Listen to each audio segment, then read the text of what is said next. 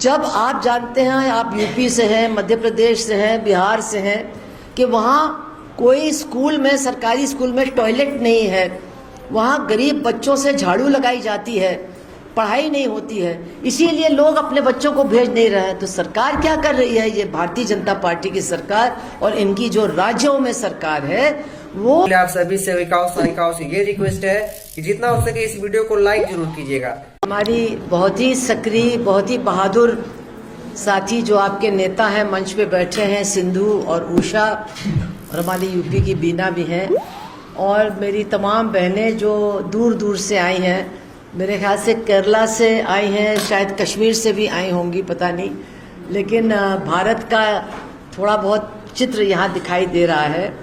तो मैं भूल जाती हूँ बहुत सी बातों को। तो सबसे पहले तो मैं केरला की अपनी बहनों से कहना चाहती हूँ कि अभी सिंधु ने बहुत कुछ बताया कि केरला की सरकार कितनी मदद कर रही है, क्या क्या कर रही है, लेकिन मैं अपनी बहनों से कहना चाहती हूँ, आपकी जब छुट्टी मिले तो आप यूपी या मध्य प्रदेश जा कर के कम से कम 1 हफ्ता रह के आइए।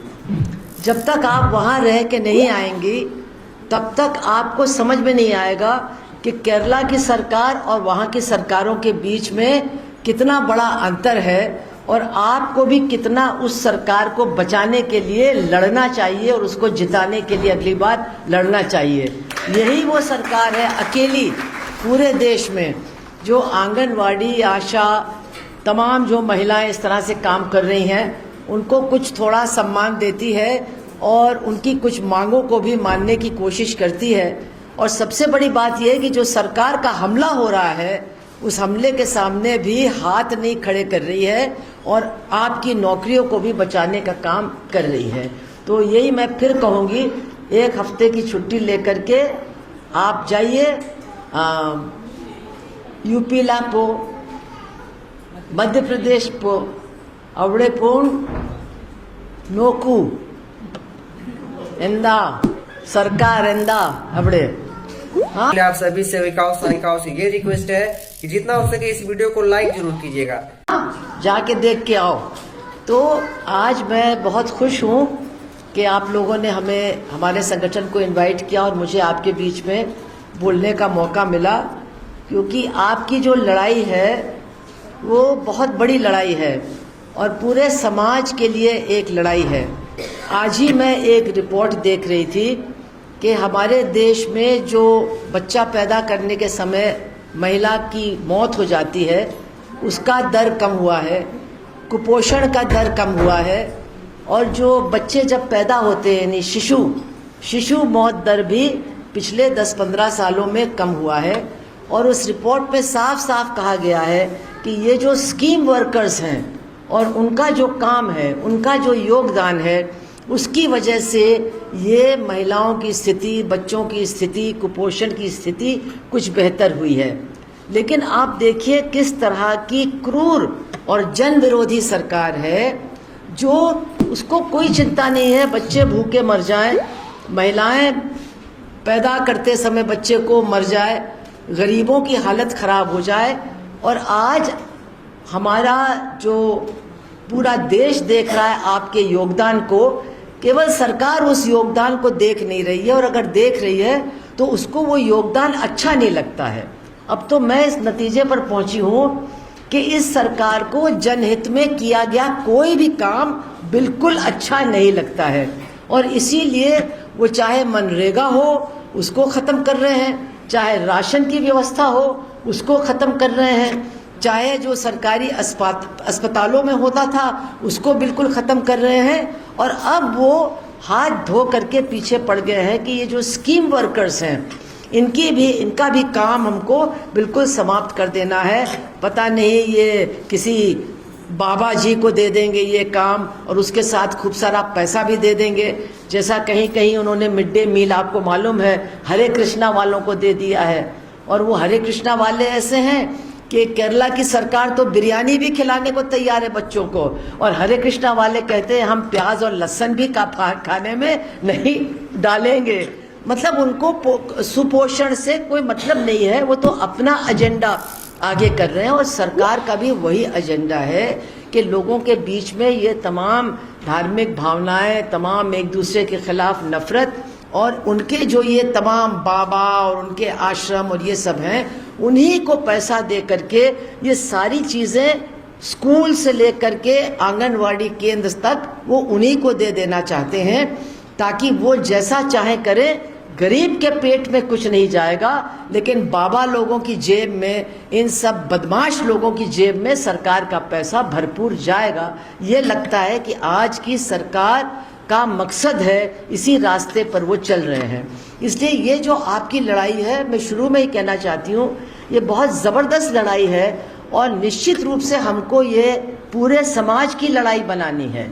जब तक हम पूरे समाज में जो मजदूर हैं, किसान हैं, जो महिलाओं के संगठन हैं, इन तमाम लोगों के बीच में जा कर के बताएंगे नहीं कि अगर ये हमारी योजनाएं समाप्त हो जाती हैं तो समाज के ऊपर कितना बुरा असर पड़ेगा। जब तक, क्योंकि बहुत से लोग कहते हैं हाँ ये तो अपनी नौकरी के लिए लड़ रही हैं।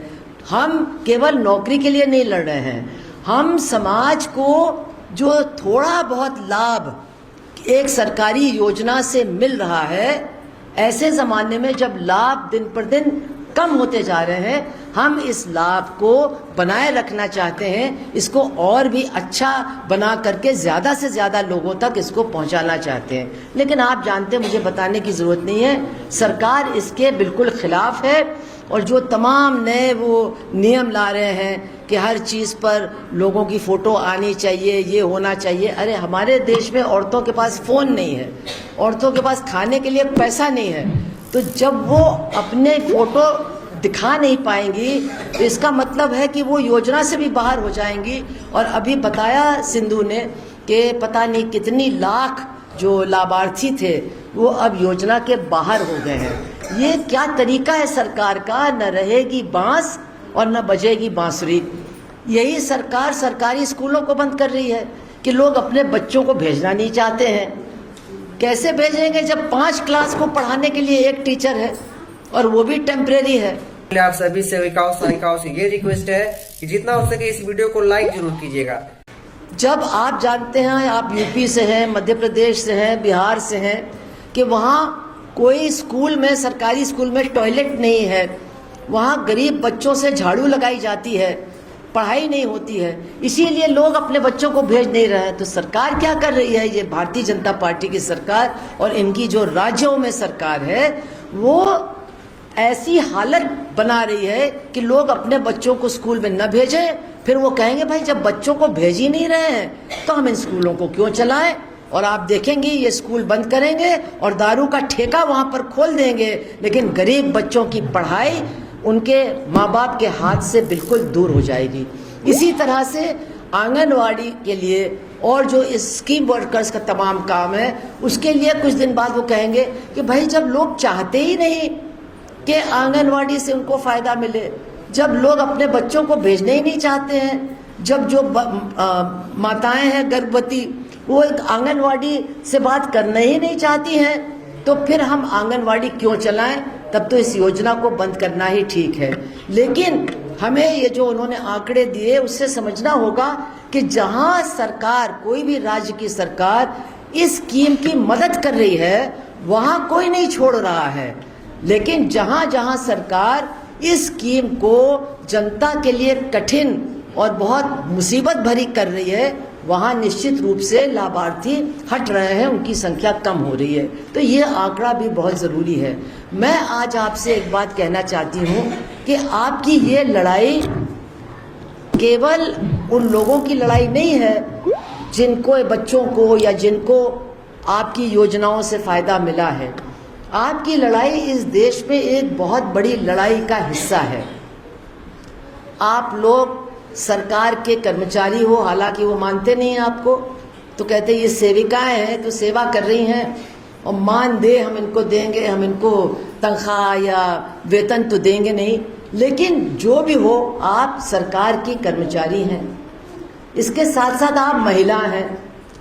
और मैंने आपके 2-3 क्लास भी लिए हैं, मुझे पता है कि आप लोग महिलाएं हैं जो हमारे समाज के, ख़ास तौर से ग्रामीण इलाके के जो गरीब हिस्से हैं और उसमें जो जाति उत्पीड़न से प्रभावित हिस्से हैं, दलित, पिछड़े, ज़्यादातर हमारी जो बहनें काम करती हैं इन योजनाओं में वो इन्हीं हिस्सों के हैं। तो आपसे सरकार, ये जो सरकार दिल्ली में बैठी है, ये 4 तरह की दुश्मनी रखती है। और ये आई होप अच्छा लगा होगा। देखिए आप लोगों को अभी और मिलेगा, 2-3 एपिसोड और है, उसको मैं डाउनलोड करूंगा, उसके बाद एडिट करके आप लोग को वो भी देखना है, तो अभी टाइम लगेगा। इतना आप लोग देख चुके हैं, वीडियो को लाइक करें, सब्सक्राइब जरूर कर लें।